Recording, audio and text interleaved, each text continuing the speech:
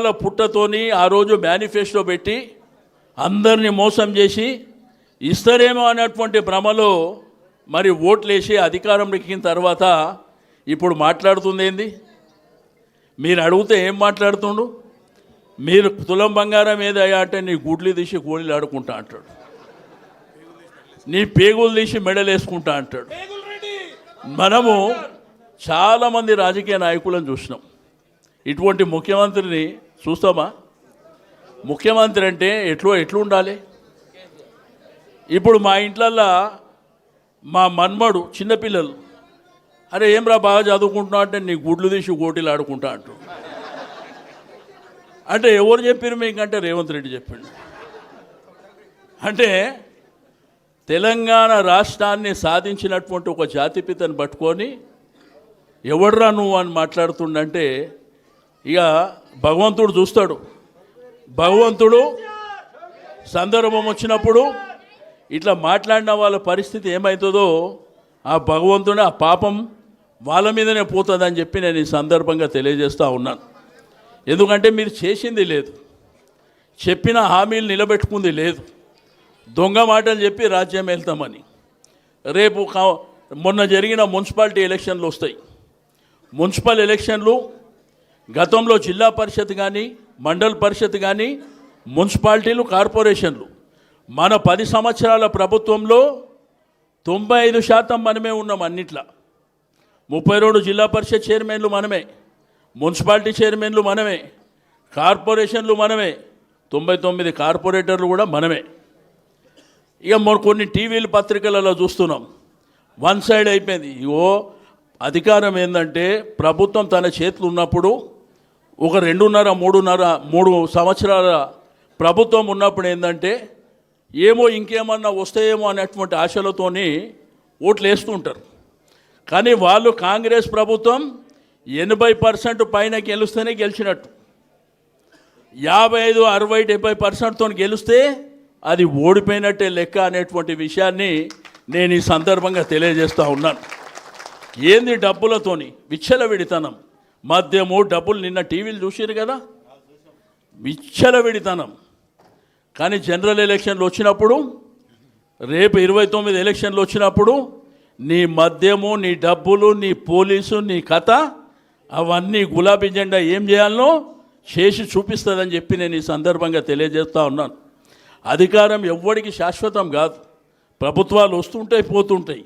ఆ ప్రభుత్వంలో ఉన్నప్పుడు ఆ నాయకుడు ఎంత మంచి పని చేసిండు, ప్రజలకు ఏం మేలు చేసిండు, విద్యార్థులకు ఏం మేలు చేసిండు, మా అక్క చెల్లెళ్ళకు మా తల్లులకు ఏం చేసిండని మీకు నెల 2500 ఇస్తా అని చెప్పిండు. మహాలక్ష్మి కింద 2500 వస్తున్నాయమ్మా, ఫ్రీ బస్ అని పెట్టిండు. మీ ఇంట్లో ఉండేటువంటి మొగోళ్ళకేమో డబుల్ టికెట్. కాబట్టి ఇవన్నీ కార్యక్రమాలు జరుగుతున్నాయి మన కళ్ళ ముంగటనే, మనం అన్నీ చూస్తున్నాం. మీకు అందరికీ కోరుకునేది ఒకటే, తెలంగాణ రాష్ట్రానికి ఎప్పటికైనా గులాబీ జెండానే, కేసీఆర్ గారే శ్రీరామ రక్ష అనేటువంటి విషయాన్ని మీరు గుర్తుపెట్టుకోవాల్సినటువంటి అవసరం ఉందని చెప్పి నేను ఈ సందర్భంగా తెలియజేస్తూ ఉన్నాను. మాట్లాడుతుర్రు, గట్టిగా మాట్లాడుతుర్రు, పోలీసులు పెడుతుర్రు, ఇష్టం ఉన్నట్టు రౌడీజం చేస్తుర్రు. సరే, ఎవరికి శాశ్వతం కాదు. రౌడీజం, గుండాయిజం మనకు కూడా తెలిసిందే కదా. తెలంగాణ ఉద్యమ పోరాటంలో అనేకమైనటువంటి పోరాటాలు చేసి కేసులతోని జైల్లోకి పోయినటువంటి పార్టీ కదా ఇది. కాబట్టి దేనికి భయపడవలసినటువంటి అవసరం లేదు. రాజకీయాలలో ఒడిదుడుకులు ఉంటాయి, కానీ తప్పకుండా ఒకసారి ప్రజలు ఆలోచించి దొంగ మాటలు చెప్తున్నారు కదా, వీళ్ళకు అవకాశం ఇస్తామని చెప్పి వాళ్లకు నిజమేందో బట్టబయలు అయిపోయింది.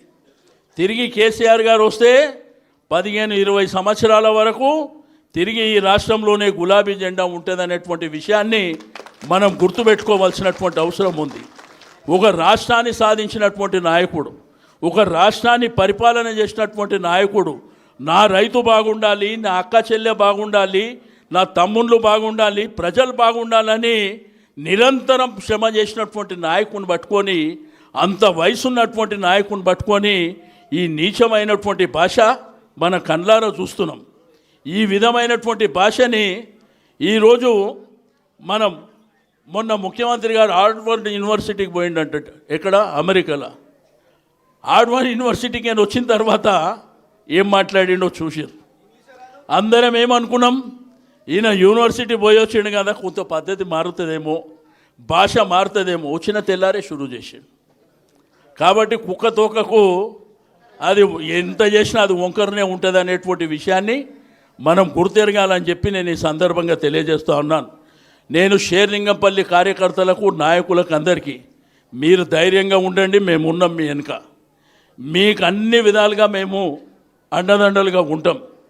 తప్పకుండా అన్ని రకాలుగా మీకు మేము ఎంకరేజ్ చేయడానికి మేము ఉంటామని చెప్పి నేను ఈ సందర్భంగా తెలియజేస్తూ ఉన్నాను. ముఖ్యంగా మా యువకులు విజయ్ కుమార్ గారు, ఇంకా యువకులని మీరు రవి మీరందరూ కలిసి ఇంకా యంగ్స్టర్స్ని ప్రోత్సహించండి. డెఫినెట్గా తిరిగి రాబోయే కాలం అంతా మనదే అనేటువంటి విషయాన్ని నేను ఈ సందర్భంగా తెలియజేస్తూ ఉన్నాను. మేము కూడా 10 సంవత్సరాల అధికారంలో ఉంటే కేసీఆర్ గారు ఆ రోజు మా కార్పొరేటర్ కానీ, ఎమ్మెల్యేలు కానీ, మంత్రులకు కానీ, ఎంపీలకు కానీ, జిల్లా పరిషత్ ఆయన ఒకటే మాకు ఇక్కడ మీటింగ్ అయ్యేటప్పుడు చెప్తుండే, నోరు జాగ్రత్తగా ఉండాలని. మీరు ప్రజల్ని మెప్పించండి, కార్యక్రమాలు చేయండి, కానీ మీ నోరు జాగ్రత్త పెట్టుకొని మాట్లాడండి. రెండోది ఇతర పార్టీల మీద కక్ష సాధింపు చర్యలు చేయకండి అని చెప్పి మాకు హితబోధ చేస్తుండే. కానీ ఈరోజు చూస్తే ఒక రాక్షస పాలన, ఎక్కడ చూసినా దౌర్జన్యాలు, ఎక్కడ చూసినా. ఇక నాయకుడు ఎట్లుంటే కిందోడు ఎట్లుంటాడు తెలుసు కదా. కానీ ఓడి మాత్రం వాళ్ళకి తెలుస్తలేదు. మాకేందంటే చాలా నెమ్మదిగా మా కేసీఆర్ గారు ఇచ్చినటువంటి హితబోధతోని మేము ఎంతైతే బాధ్యతగా ఉన్నామో మాకు మాత్రం అన్నీ నేర్పిస్తున్నారు మీరు.